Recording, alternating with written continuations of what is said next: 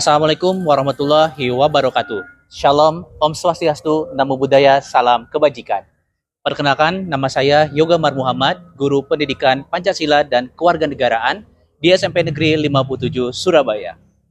Kurikulum Merdeka memberikan penekanan yang sangat kuat pada kemampuan anak untuk selalu beradaptasi dan berkreativitas di dalam kelas. Kurikulum Merdeka ini berupaya menumbuhkan proses pembelajaran yang penuh inovasi, tidak terbatas, dan yang paling penting adalah proses pembelajaran yang berpusat pada siswa. Hal ini mempertegas bahwa kurikulum Merdeka berupaya menumbuhkan konsen, adaptasi, dan otonom. Dalam pelaksanaannya, begitu banyak sekali pendekatan yang saya lakukan. Salah satunya adalah pembelajaran berdiferensiasi.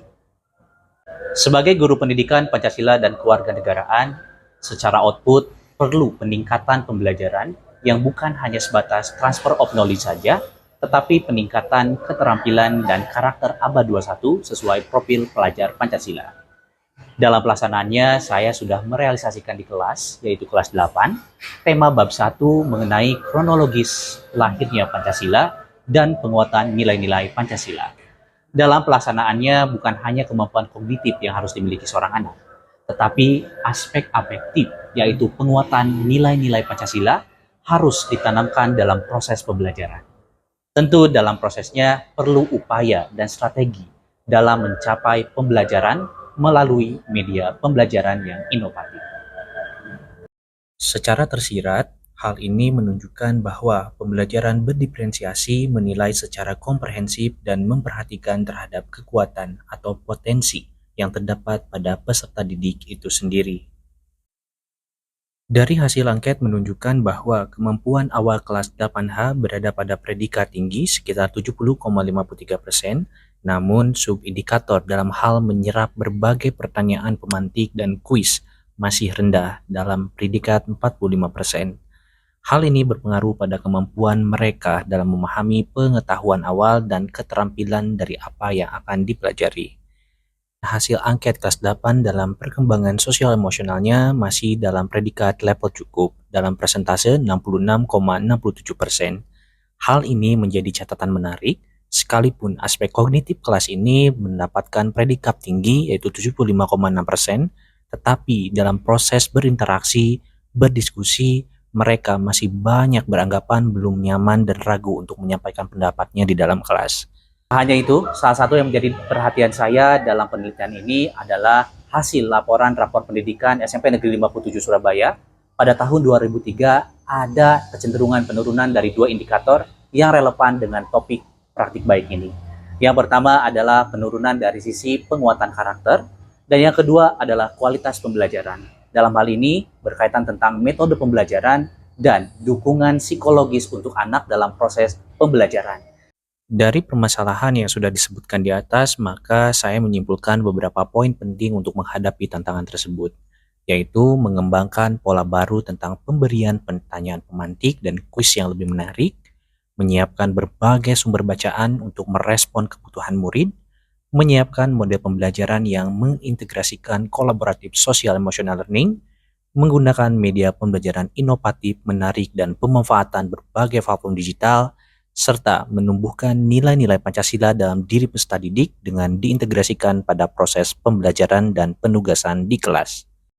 Berikut adalah langkah-langkah dan strategi yang dilakukan dalam praktik baik di dalam kelas melalui inovasi Ngumbara dengan integrasi kolaboratif social emotional learning. Tahap pertama, guru memperkenalkan kotak Ngumbara untuk memberikan penjelasan tentang isi dan petunjuk pengerjaan. Dalam tahap ini, guru menjelaskan hasil deteksi awal dari hasil asesmen dan profil siswa di tiap kelas. Tak hanya itu, guru juga memberikan gambaran tujuan pembelajaran agar memahami kondisi kelas, baik potensi kelas dan kekurangan yang perlu ditingkatkan. Di tahap kedua, sebagai rangkaian kolaboratif social emotional learning, yakni bagian kesadaran diri atau self-awareness, peserta didik melakukan tahapan pemahaman materi atau konten untuk siswa di dalam kelompok. Pengadaan konten materi juga, guru menyediakan berbagai konten pilihan sesuai topik pembelajaran melalui lembar barcode yang mereka scan sendiri dengan smartphone masing-masing, baik materi seperti tulisan, gambar, video yang dipilih sesuai minat ataupun gaya belajar siswa. Dalam implementasinya, ini merupakan strategi diferensiasi konten terkait menyediakan materi sesuai tingkat pemahaman dan kemampuan peserta didik yang beragam. Di tahap ketiga merupakan manajemen diri. Tujuan dari kegiatan ini adalah mengelola dan mengendalikan emosinya sebelum pembelajaran kelompok dimulai. Implementasinya, mereka melakukan pojok cerita dengan inovasi kartu cerita ngumbara yang terdapat di dalam kotak dengan pertanyaan sesuai nilai-nilai Pancasila.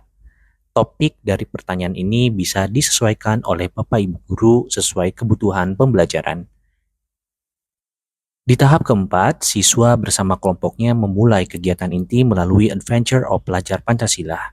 Di dalam kotak tersebut terdapat petunjuk penjelajahan yang terdiri dari pos misi yang harus mereka selesaikan secara berjenjang. Kegiatan ini secara implementasi membangun kesadaran sosial dan keterampilan berelasi karena menjelajahi wiyata mandala sekolah. Hal ini menunjukkan strategi diferensiasi proses sesuai kesiapan, kemampuan, dan minat siswa. Di tahap terakhir, siswa melakukan pengambilan keputusan yang bertanggung jawab. Kegiatan ini, guru mengarahkan pada hasil produk setelah mereka menyelesaikan misi. Pada pembelajaran berdiferensiasi, diferensiasi produk menekankan pada strategi untuk memberikan pilihan kepada siswa dalam menyelesaikan tugas. Di dalam kotak umbara terdapat lembar barcode tentang ruang kolaborasi sebagai tempat mengumpulkan tugas peserta didik sesuai gaya dan kemampuan mereka masing-masing.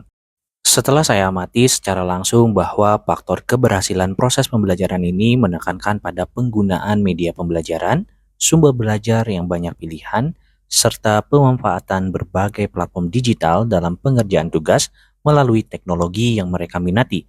Sebagai tambahan, berdasarkan hasil interpretasi survei kepuasan belajar melalui pertanyaan terbuka setelah pembelajaran selesai, ada beberapa respon praktik baik, di antaranya 90% dari 30 peserta didik menyatakan bahwa media pembelajaran ini mengakomodir konten materi yang beragam, 93,4% siswa sudah mulai berani dalam mengekspresikan pendapatnya, serta 93,30% merasakan pengalaman baru dengan inovasi ngumbara. Tak hanya itu, berikut beberapa respon guru ketika saya melakukan diseminasi di komunitas belajar SMP Negeri 57 Surabaya.